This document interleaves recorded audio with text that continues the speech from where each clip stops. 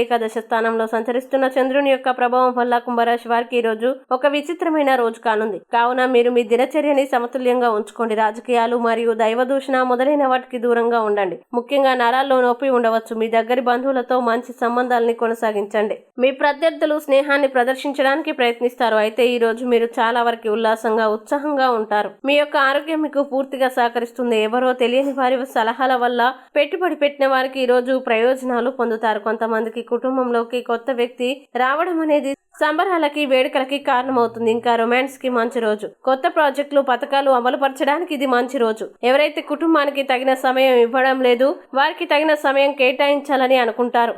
కొన్ని ముఖ్యమైన పనుల కారణంగా మీరు విఫలం చెందుతారు. అలాగే ఈ రోజు మీ వైవాహిక జీవితం తాలూకు బాధాకరమైన క్షణాలన్నింటినీ మర్చిపోతారు. అద్భుతమైన ప్రస్తుతాన్ని మాత్రమే పూర్తిగా ఎంజాయ్ చేస్తారు. ఇక కుంభరాశి వారు ఈ రోజు వచ్చేటువంటి ఇబ్బందుల్ని అధిగమించడానికి, అనుకూల పరిస్థితులు ఏర్పడడానికి శివ స్తోత్రాన్ని పారాయణం చేయండి మరియు దగ్గరలోని శివాలయాన్ని దర్శించండి. విశేషమైన శుభ ఫలితాలని పొందుతారు.